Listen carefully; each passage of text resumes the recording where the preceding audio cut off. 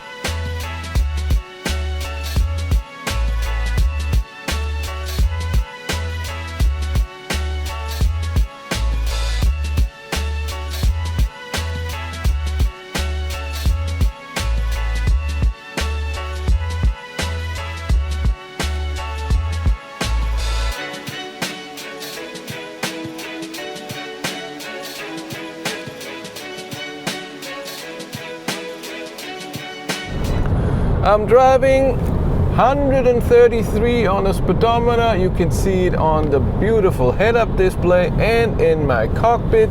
Started with 100%. I'm already at 92% after 18 kilometers. Consumption high as always, first 10 kilometers uphill. I'm in comfort mode, drive mode. I have my heat at 23.5 degrees. And it's okay right now. Seat heater on 2, had the steering wheel heater on for a second and everything. It's -3 degrees. When I left it was -4.5 and it was extremely foggy. Right now it's not, but it's all depending on the height elevation.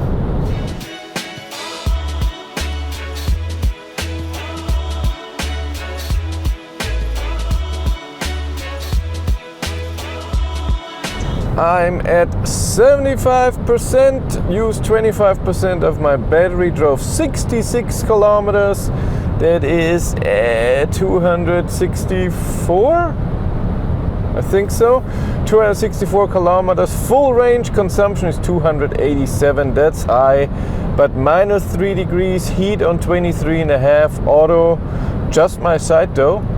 Passenger side is an eco, seat heater on 2, and it's not hot in here. So the seat heater is comfortable, but the air in here is not hot. It's not 23.5 degrees in here, even though I have it on for over an hour. It's just not possible when it's -3 degrees out there. Drive is great. Finally, it's getting a bit bright. I can see stuff. No fog at this level right now, and not a lot of traffic. That's always awesome.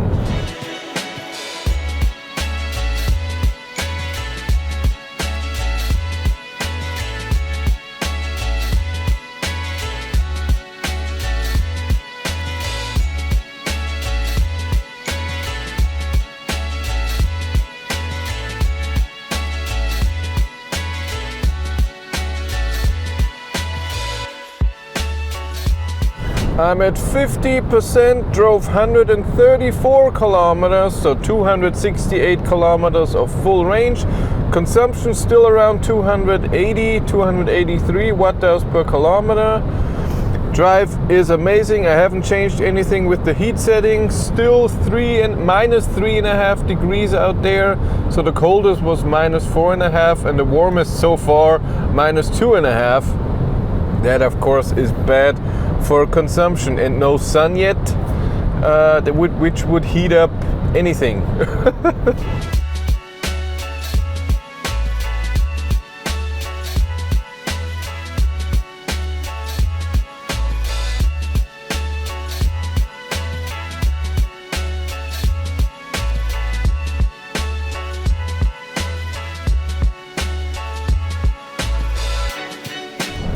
I'm on my way back, navigating back to the charger. It says I should arrive with 16%. And yes, I have 112 kilometers of range, and right now I have 61 kilometers of margin, but I think that's going down.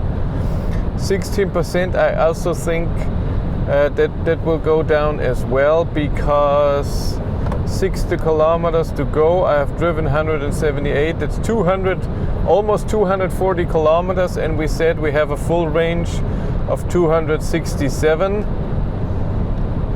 So I should arrive with 10%, which I'm estimating. We'll see. Turned my heat down to 23 degrees and the seat heater only on 1. I'm gonna try and see how it is. It feels, so far it's okay. How is the Cupra Born VZ on a long distance trip at 130?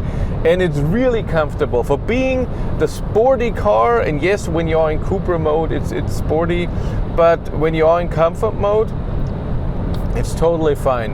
It's not loud in here, it's comfortable. The cruise control and steering assist works perfectly. I'm comfortable with the temperature. The seats I'm not the biggest fan of. They're not horrible, but I don't know. They're not amazing. It was the same in the Tavascan. It's not the best seats. But other than that, it's really nice. What is annoying is that for whatever reason, and I hope it's just in this car has the same steering wheel than the Tavascan, and in the Tavascan, when I had the steering assist on, it recognizes my touch with just a light touch like I do now, and I always do it the same way. But here, many times it doesn't recognize me, and that's sometimes annoying. I have to do this and touch it a bit because it's touching, not steering. That's annoying. Other than that, I'm happy.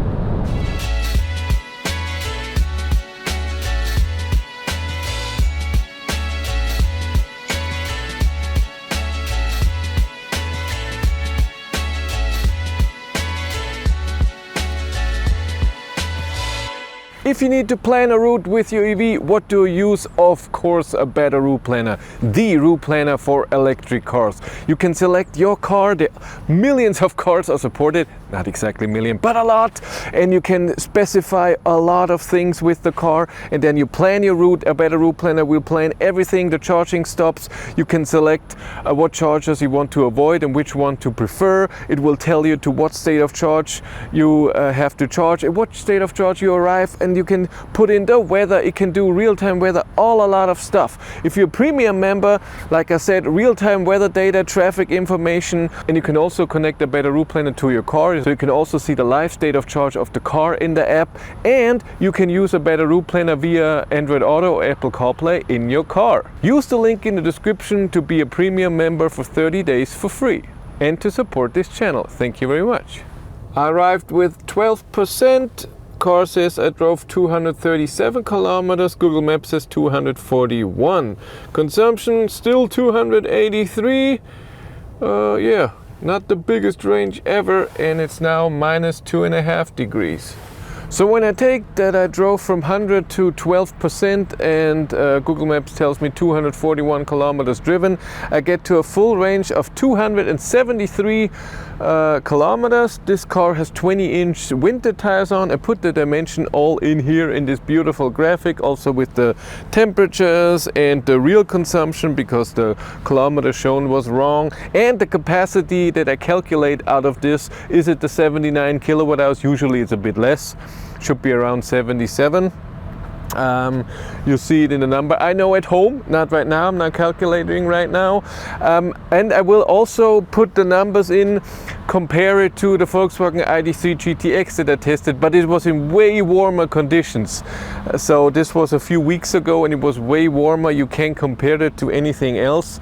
Only to my ID.7 that I tested in the mid of this December last year, where it was also -2, -3 degrees, and I got 300 kilometers of range out of the 77 kilowatt hour battery. But ID.7 is famous for being a bit more efficient because of the form than what the Cupra Born can give you. But it was a nice drive and it was a lot of fun. Doing a charging test right now, filming the charging session. It's not the same curve as the Cupra Tavascan VZ that I tested a few weeks ago, because this has the curve of the normal ID.4 Pro. I think this has the normal ID.3 GTX curve, so going up to 188, almost 190 kilowatts, something like this, which I like better because I don't always have to charge to 80%, especially with this big battery. And then we're gonna do 110 kilometers on range test. But for this video, we are done. If you want to follow me on Instagram, BatteryLife1, and if you want to support the channel, there's a Patreon link in the description below. And here on YouTube, there's also channel membership. And if you want to know what's happening behind the scenes, I have a third YouTube channel, Behind the Battery. But that's it for me. Thank you much for watching. Have a great day and take care. Bye.